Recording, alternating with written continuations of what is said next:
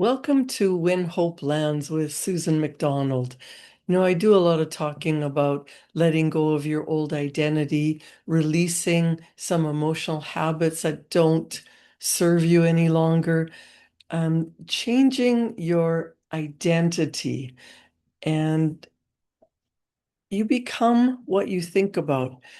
This morning, I was listening to a transcription from Napoleon Hill. I was actually watching one of his old recorded videos. And if you've ever heard Napoleon Hill, his voice is pretty high pitched. So rather than just use a transcription or watch the full video, I sat and listened to it and I transcribed it myself. So I want to talk to you about those 12 invisible laws that secretly control your life. I'm going to be reading what I wrote from Napoleon Hill's Hidden Laws. You might know Napoleon Hill as a famous author who wrote Think and Grow Rich, The Master Keys to Success. He was all about success, happiness, personal growth, and creating wealth or whatever a person really wanted in their life. But when he wrote Think and Grow Rich, he actually left out a lot of the deep secrets that the hundreds of successful people he interviewed throughout his life actually told him in the interviews. So if you've ever read Think and Grow Rich, you learned a lot about principles of success and doing what needs to be done and sacrificing and giving it your all. But what about the mindset behind that? What about the intuition? What about tapping into source energy? Those are the things that Napoleon Hill left out of Think and Grow Rich because he knew the world at that time would just scoff at the ideas. Who do you think you are? Imagination. Yeah, get your head out of the clouds. Just put your nose to the grindstone and work harder. Well, Napoleon Hill knew that it wasn't about working harder. And you hear all kinds of cliches, don't work harder, work smarter. But I want to tell you about the 12 invisible laws that Napoleon Hill said secretly control our life. He said, success isn't random. Failure is not bad luck. Success and failure both follow the 12 invisible laws. So I think we really need to learn those laws because success and failure both work according to these 12 laws. And Napoleon Hill said, we obey these laws whether we know it or not. He said, these are not opinions, they are not tips, these are laws. Learn these 12 laws and everything changes. So you might want to grab a pen and paper, listen to this recording over again. I had to pause Napoleon Hill's recording so that I could write down everything that he said.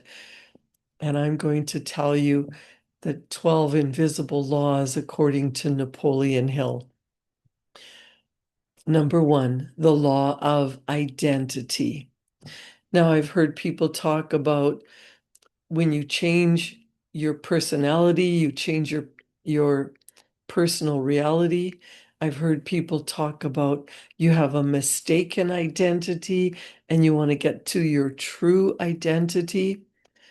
But what Napoleon Hill said is the law of identity means you will never outperform the story you tell yourself about who you are.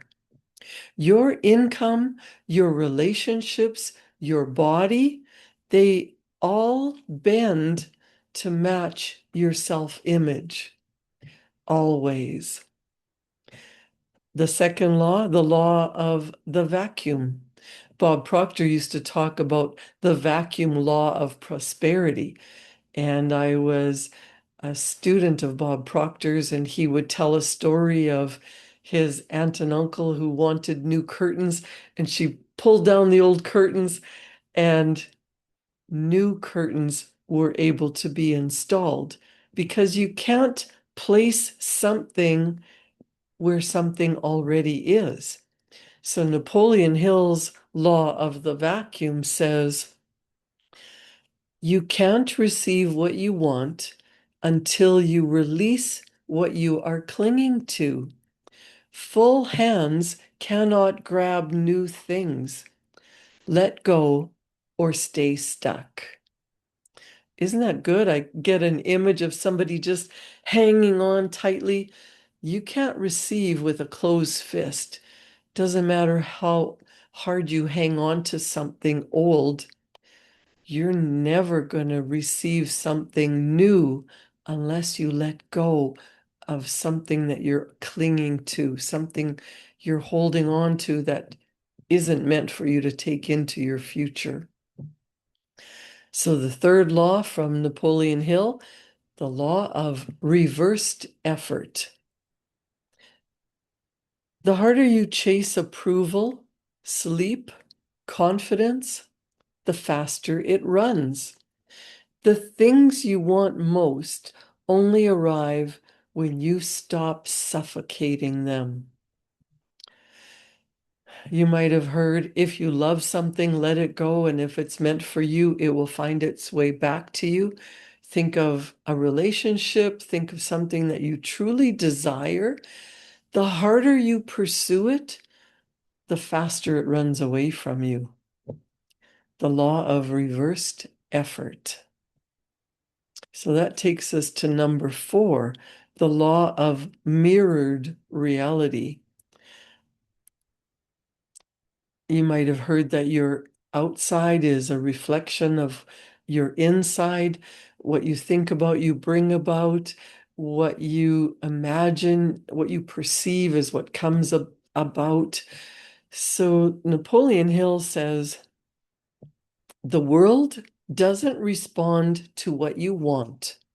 It responds to what you tolerate. Your standards are your destiny. What are you tolerating in your life? What can you decide? I am no longer going to accept that. When you raise your standards, that changes your life. The world doesn't respond to what you want. It responds to what you are, what you tolerate. You want something better? Raise your standards. Be better. Do something different. Look around at what you've created. What are your standards? There is a law of diminishing intent. Number 5, I always say I'm not a motivational speaker because I can't motivate you. Your motivation has to come from within, from a deep desire to really go after what you truly love. So number 5, the law of diminishing intent. The longer you wait to act on an idea, the less likely you ever will. That makes sense, doesn't it? Motivation has a half-life. It decays by the hour. So if you really want to do something and you get an impulse, an idea, oh, I got to do something, do it right then. Don't put it off, because the longer you wait, the less of a chance it's going to happen. Number 6, in the 12 laws, the 12 invisible laws that run your life through success or failure, is the law of emotional gravity. You are pulled toward the emotional state of the 5 closest people in your life. Choose wrong and no amount of willpower will save you. Who do you hang around with? Who are your peers? Who do you spend the most time with? You are pulled toward the emotional state of the 5 people that you spend the most time with. choose wisely. Number 7, the law of silent repetition. The thought you repeat most becomes the belief. The belief becomes the behavior. The behavior becomes the life.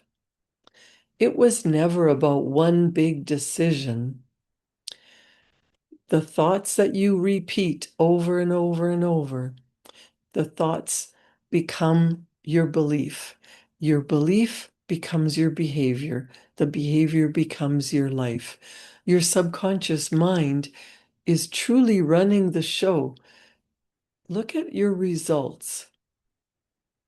They come from what you've done. And what you've done, what the actions that you have taken, the behavior that you normally find yourself doing automatically was created by the way you think and feel. So you change the way you think and feel and act, your whole life will change.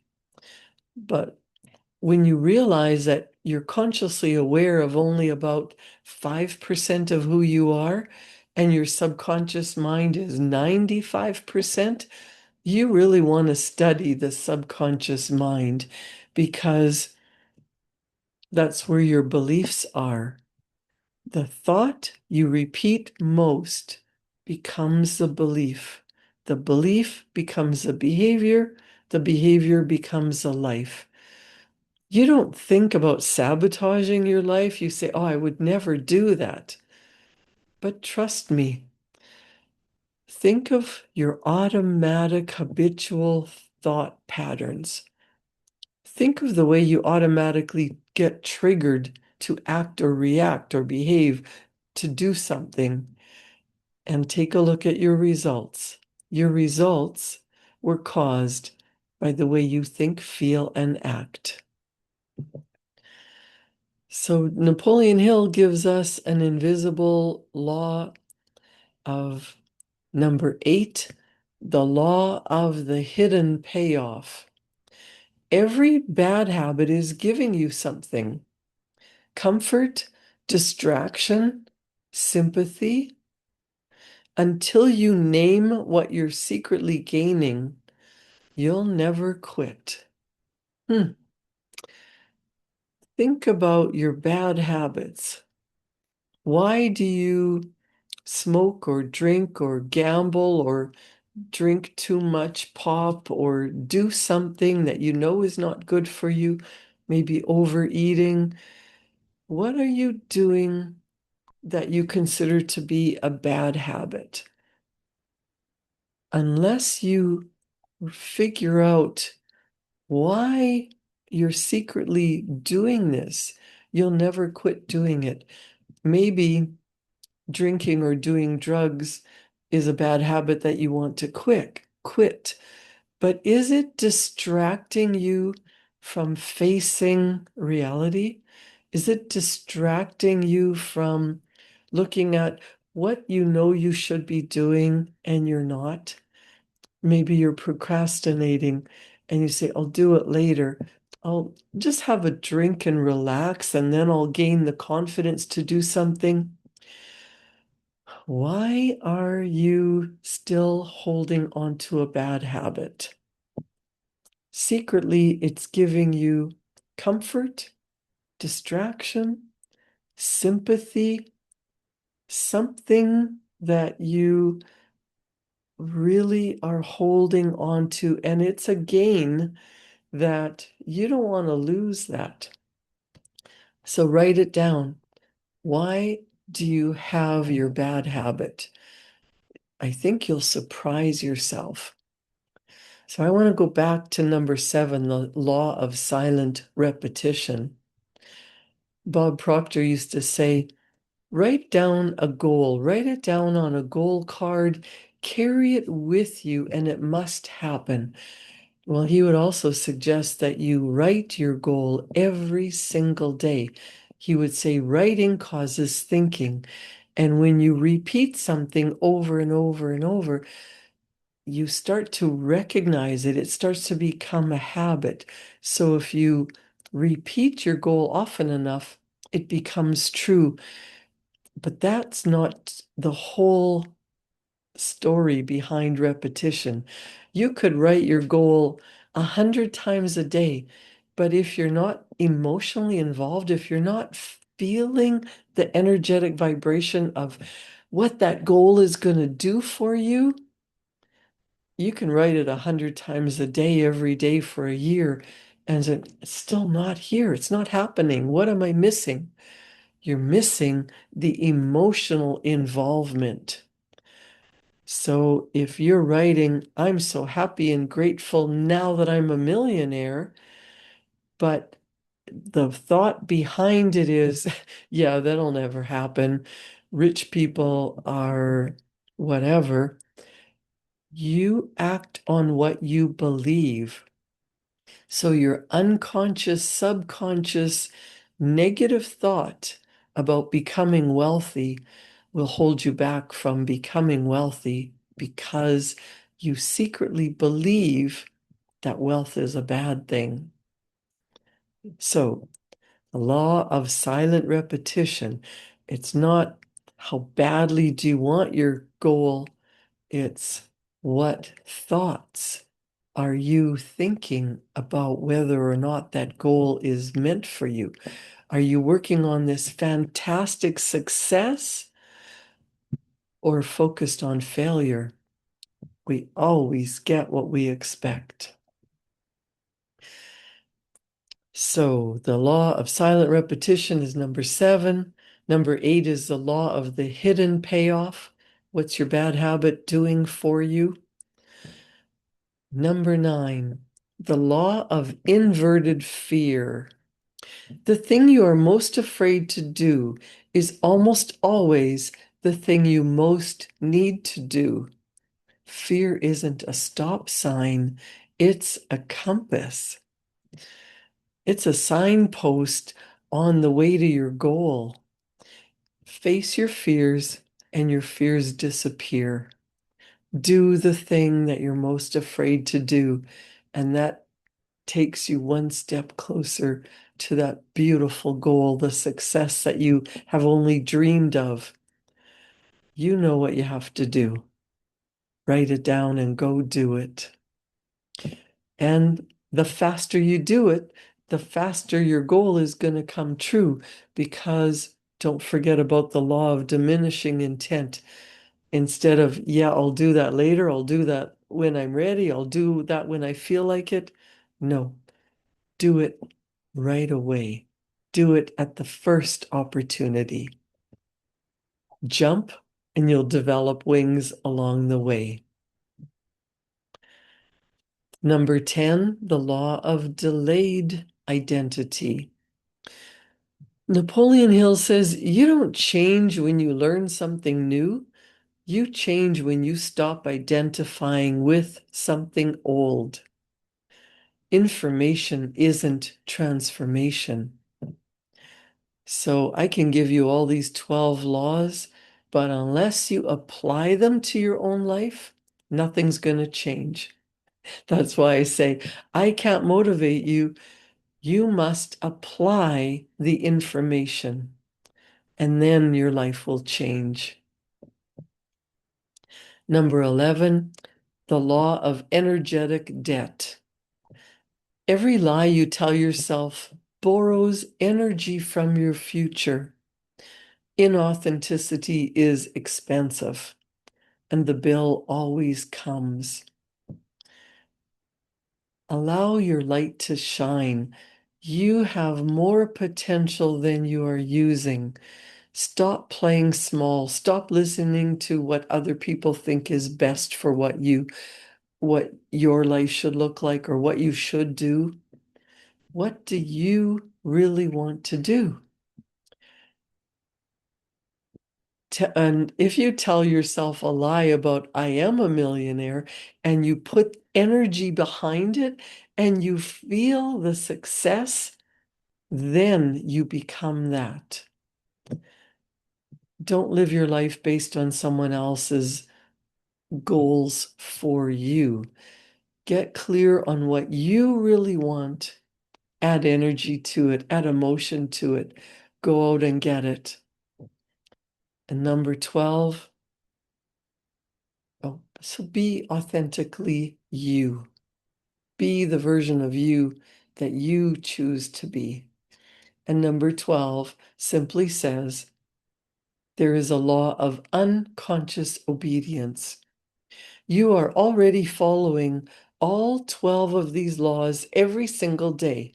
The only question is, are you following them toward what you want or away from it? Are you getting emotionally involved in what you want? Success isn't random. Follow these 12 hidden laws. Failure isn't bad luck. Success isn't random. They both follow the hidden laws. Who do you want to become? What are you working towards? What would you love to manifest in your life? Forget about hope and make a decision. I know we all need to feel hopeful, but when you start to understand that you are co-creating your life with God, you are created in the image of God, you have a spark of divinity within you, and maybe it's been covered up through fear, through loss, through trauma, through feelings of unworthiness or shame or guilt. When you choose your self-identity as being happy, helpful, healthy, well, filled with love and joy, having a purpose, feeling fulfilled, whatever you desire, health, happiness, wealth, beautiful relationships, they are all available to you. They are all potential. So decide, what do you really want? Get clear on what you want to feel like and turn that hope into a plan. Turn that wish and that dream, that vision into a goal. Make a plan, start taking action, and start to study the success laws. Go after what you are meant to be. Be that best version of you. Follow the success laws. You already are following them unconsciously. We are already obeying them, whether we understand them or not. You will never outperform the story you tell yourself about who you are. Decide, if you really, really want to be healthy, wealthy, successful, in love, write about it. Think about it. Feel what that would feel like. Draw pictures. Create a vision board. Do something that matches. Change your self-image, and your whole life changes. Become what you really want. We become what we think about the most. Let that settle in with you. What do you truly desire? Health? Prosperity? What does success mean to you? What would it look like? And don't just say more money. What would you do if you had all the wealth that you needed? What would you create? How would you live? How would you serve the world? What does that mean to you to be truly wealthy, successful, happy, living joyfully, fulfilled, on purpose? Love your life. Thank you for joining me. I'm Susan McDonald. Have a fantastic day. Don't just gather information, transform your life by applying the information. Have a fantastic day. Thank you.